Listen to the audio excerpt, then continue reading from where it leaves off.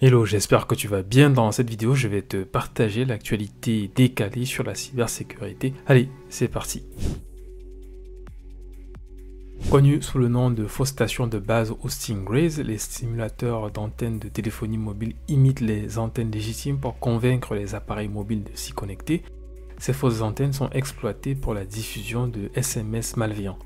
Dans cette architecture, un faux réseau LTE ou 5G a pour but de rétrograder la connexion de l'utilisateur vers le réseau 2G, puis les pirates vont forcer la désactivation du chiffrement. Des cas ont été signalés en France, au Vietnam, en Thaïlande, en Norvège et dans de nombreux autres pays. Heureusement pour les utilisateurs d'appareils Android 12, ils sont à l'abri du phishing par SMS et de la fraude grâce à des fonctions de sécurité comme la désactivation de la 2G. Une attaque par ransomware a touché le Grand Palais et 40 musées dans la nuit du samedi 3 au dimanche 4 août. Interrogé sur cet incident, l'ANSSI a déclaré que cela n'affecte pas les systèmes d'information liés aux Jeux olympiques et paralympiques. Demandant le paiement d'une rançon par crypto-monnaie en 48 heures, les auteurs de cette attaque ciblaient le système permettant la remontée et la centralisation de données financières provenant des enseignes dans une quarantaine de musées. Celui du Louvre dément avoir été l'une des victimes. Ce serait un spécialiste de la sécurité au musée du Grand Palais qui aurait détecté cette attaque qui a bloqué l'accès aux serveurs du Grand Palais et celle de 36 librairies et boutiques des musées associés. L'affaire est traitée par la Brigade de la lutte contre la cybercriminalité. Des chercheurs en sécurité du NCC Group ont trouvé des vulnérabilités dans les haut-parleurs intelligents Sonos et selon eux, les pirates peuvent utiliser ces vulnérabilités pour écouter clandestinement les utilisateurs. Selon Alex Plaskett, l'un des chercheurs, ces failles ont provoqué une rupture totale de la sécurité du processus de démarrage sécurisé de Sonos sur plusieurs appareils et risquent de compromettre plusieurs appareils à distance. En réussissant l'exploitation de l'une de ces failles, un attaquant peut capter à distance un son par l'intermédiaire d'une attaque over the air. Notons que ces vulnérabilités touchent vers la version 15.9 de Sonos S2 et la version 11.12 de Sonos S1 livrée en octobre et novembre 2023. L'une des failles, baptisée CVE 2023-50809, provient d'une vulnérabilité de corruption de mémoire dans le pilote sans fil du Sonos One, qui est un jeu de puces tiers fabriqué par Mediatek. Quant à l'autre faille, appelée CVE 2023-50810, elle concerne une chaîne de vulnérabilités identifiée dans le processus d'amorçage sécurisé.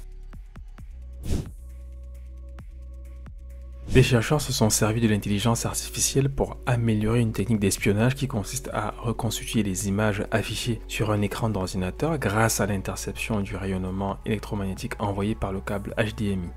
Étant une version plus perfectionnée de Tempest, le Deep Tempest pourrait permettre aux pirates d'accéder à distance à des informations sensibles comme des mots de passe ou des données financières. La capture du rayonnement électromagnétique déchiffre le contenu de l'écran de l'utilisateur avec un taux d'erreur environ 30% qui est nettement moins important par rapport à celui de l'ancienne version. Peu susceptible d'affecter les utilisateurs lambda, cette technique doit tout de même être révélée aux organisations chargées de traiter les informations sensibles. Federico Larocca, l'un des chercheurs ayant participé à ce projet, a déclaré qu'il est tout à fait probable que les environnements gouvernementaux et industriels sensibles puissent être les victimes de telles attaques. Avant de te présenter la prochaine actu, n'oublie pas de liker la vidéo si tu aimes ce contenu. Je travaille dans la cybersécurité depuis quelques années et je partage quelques astuces dans ce domaine et les technologies. Les pirates risquent d'accéder aux services sensibles fonctionnant sur macOS et Linux à cause d'une vulnérabilité critique baptisée 0.0.0.0D. Selon l'entreprise israélienne Oligo Security, la mise en œuvre incohérente des mécanismes de sécurité et le manque de normalisation entre les différents navigateurs sont les causes de cette faille. Les navigateurs concernés sont Apple Safari, Mozilla Firefox et Google Chrome, mais les appareils Windows sont épargnés grâce au blocage de l'adresse IP par Microsoft au niveau du système d'exploitation. Les attaquants peuvent se servir d'une adresse IP d'apparence inoffensive comme 0.0.0.0 pour exploiter des services locaux et exécuter des codes à distance. Pour se protéger face à cette faille qui existait depuis 2006, Les navigateurs web concernés ont bloqué complètement l'accès à 0.0.0.0 depuis le mois d'avril 2024. Il ne sera plus possible d'accéder directement aux terminaux des réseaux privés à partir de sites web publics. Google Chrome renforce la sécurité des cookies sur les systèmes Windows en ajoutant le chiffrement lié à l'application. Le navigateur sur Windows utilise déjà l'interface Data Protection API qui assure la protection des données au repos des autres utilisateurs du système ou qui protège contre les attaques par démarrage à froid. Cette protection n'est cependant pas suffisante car elle ne protège pas contre les applications malveillantes qui peuvent exécuter un code en tant qu'utilisateur connecté. Agissant comme une couche de protection supplémentaire, le chiffrement lié à l'application oblige désormais les logiciels malveillants à obtenir des privilèges de système ou injecter du code dans Chrome et la méthode d'incitation ne suffira plus pour diffuser une application malveillante.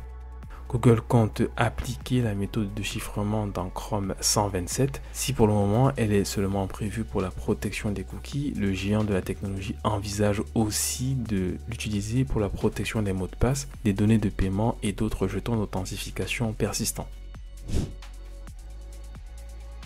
Pour la première fois, les États membres de l'ONU ont approuvé le jeudi 8 août un traité pour lutter contre la cybercriminalité malgré l'opposition farouche des défenseurs des droits humains qui mettent en garde contre un outil de surveillance mondiale. Ces derniers trouvent que le texte a un périmètre trop large et craignent que des États qui criminalisent l'homosexualité ou les gouvernements visant les dissidents ou les journalistes en profitent. La ratification de ce nouveau traité par 40 États confirme son entrée en vigueur et son principal objectif consiste à combattre plus efficacement la cybercriminalité. Elle vise également à renforcer la coopération internationale en matière de cybercriminalité et se concentre sur d'autres problèmes comme la diffusion d'images pédopornographiques ou le blanchiment d'argent. Les entreprises de cybersécurité Icentir et Proofpoint mettent en garde les utilisateurs contre l'exploitation du service gratuit Try Cloudflare de Cloudflare par des pirates pour contourner la détection et diffuser des logiciels malveillants. Via cette technique, plusieurs chaînes d'attaque ont diffusé de nombreux logiciels malveillants comme Remcos-Rat, AsyncRat, Xworm, PureLog, Stealer, GoLoader et VenomRat. Les pirates se servent d'un courriel d'hameçonnage dissimulant une archive zip comme vecteur d'accès initial. Dans cette archive se trouve un raccourci URL qui mène le destinataire du message vers un fichier de raccourci Windows se trouvant sur un serveur WebDAV protégé par Try Cloudflare. D'après Proofpoint, les attaquants ciblent des organisations du monde entier par des leurres de phishing rédigées en anglais, en français, en espagnol et en allemand.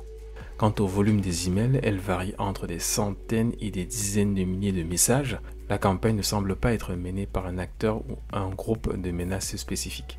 Voilà, c'est tout pour cette actualité décalée sur la cybersécurité. J'espère que tu as aimé ce contenu. N'oublie pas de liker et de t'abonner. On se retrouve bientôt pour une nouvelle vidéo. En attendant, je te recommande cette vidéo. À bientôt.